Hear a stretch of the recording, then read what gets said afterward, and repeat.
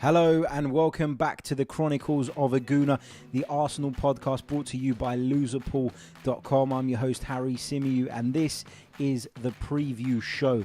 Now, in case you're wondering why there was no preview show last week, that's because there was an international break and I thought that would be obvious, but to my surprise, I did receive a message via our Twitter inbox notifying me that the preview show wasn't available on iTunes last Friday.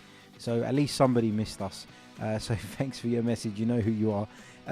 This Sunday, Arsenal travel down to the south coast to take on Eddie Howe's Bournemouth side, 5th travelling to 6th. Arsenal are without a win in 3, despite remaining unbeaten since August. And Bournemouth come into this one off the back of 2 consecutive defeats, coming against Manchester United and Newcastle United. Now, I'm going to try and preempt how our opponents may approach this fixture and then highlight where I feel we can hurt them and the dangers Arsenal will need to be aware of.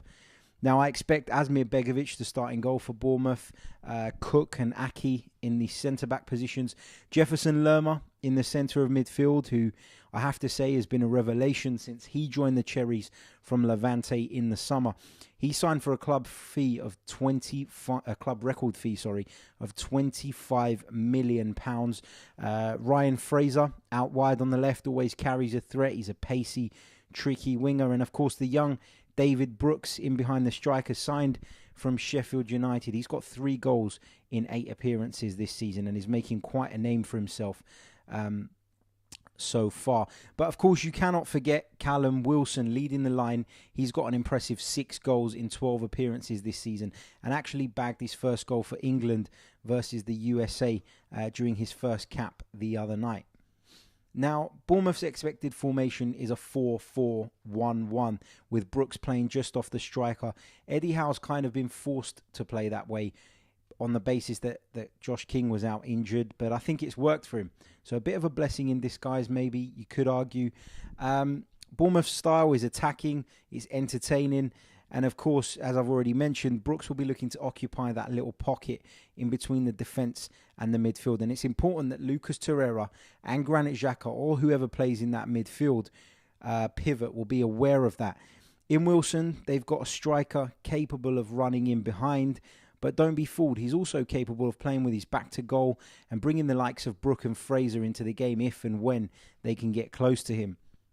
Now, although Bournemouth have scored 21 goals this season, that's 1 more than Spurs and just 2 less than Liverpool, like us, they aren't exactly watertight defensively. They've conceded 16 goals this season in 12 Premier League fixtures. So they've got a leaky defence too. I expect Arsenal to continue with the 4-2-3-1 formation that we've seen of late.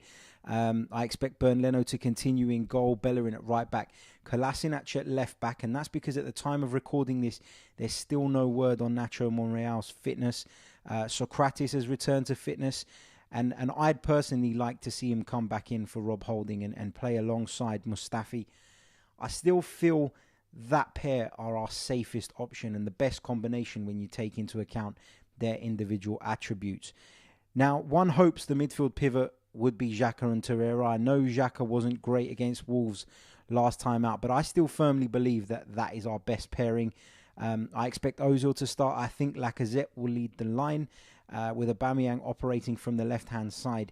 But it's tough to predict whether it will be Mkhitaryan or Iwobi on the right-hand side. I expect there to be goals in this one, given the 4 p.m.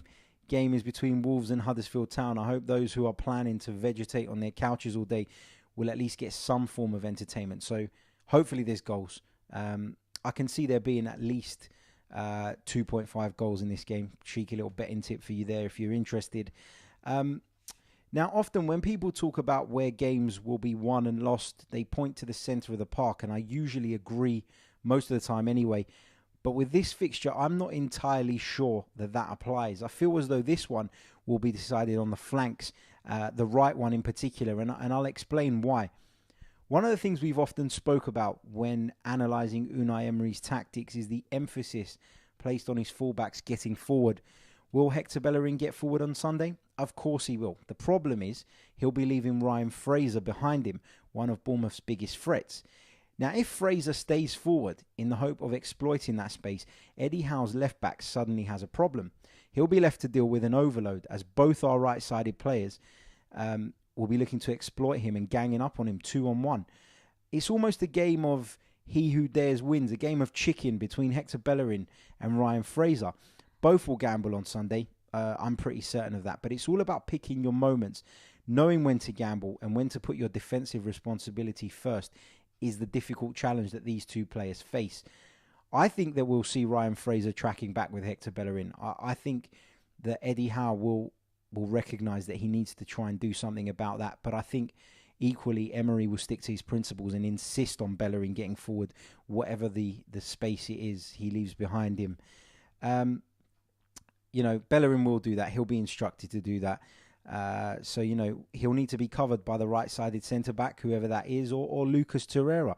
But when he does get forward and gets the overload with Mkhitaryan or Iwobi, whoever it may be, they need to make it count, because whoever's the most effective out of Hector Bellerin and Ryan Fraser will have a huge say in which way this game goes. But I guess we'll have to wait and see. Will both managers stick to their principles, or will one swerve the risk? I'm certain it won't be Unai Emery that swerves it, so I guess it's dependent on Eddie Howe then. Now, a couple of interesting facts going into this game. AFC Bournemouth won their last Premier League meeting with Arsenal in January, although that was their only victory in 6 top-flight meetings with the Gunners. While Eddie Howe's side were defeated in their last Premier League home match against Manchester United, they have not lost consecutive outings at the Vitality Stadium since August 2017.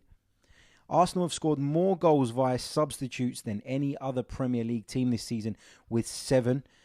Indeed, 6 of their last 10 goals in the competition have been scored by subs. Now, Callum Wilson, who has scored in all 3 of his top-flight appearances against Arsenal, can now match Charlie Austin's Premier League record of netting in each of his 4 matches against the Gunners. The referee on Sunday is Craig Pawson, a referee I don't have any particular feelings about, to be honest. I don't want to be harsh, but I think they're all useless, if I'm being honest. But he's not one that I've got a particular problem with, so hopefully he doesn't have too much impact on which way the game goes. Now, before we wrap up, I'd like to urge all our listeners to head over to Loserpool.com. It's a fantastic new betting game in which the traditional idea of backing the winner has been flipped. There are some fantastic cash prizes available, and if you head over to their site, there's plenty more information there. Chris and the team are also kind enough to sponsor our podcast, and for that, we are most grateful. So my Loserpool tips of the week are as follows. I'm going to give you 3 this week. So West Ham United, who host Manchester City, Crystal Palace, who visit Old Trafford, and Huddersfield Town, who travel to Molineux. So those are my 3 for the week. Just want to thank you all again for listening. Don't forget to subscribe, whether that's on YouTube, iTunes, SoundCloud, or whichever platform you're watching or listening from. Hit the like button too. That really helps our videos climb up the YouTube recommended list. And as always, I love to read your comments, both positive and negative. Always willing to take on feedback, so feel free to be brutal. Now follow us on Twitter at Chronicles_AFC, and thank you for your continued support. We'll be back on Tuesday morning with a review of the Arsenal-Bournemouth game. Until then, ciao.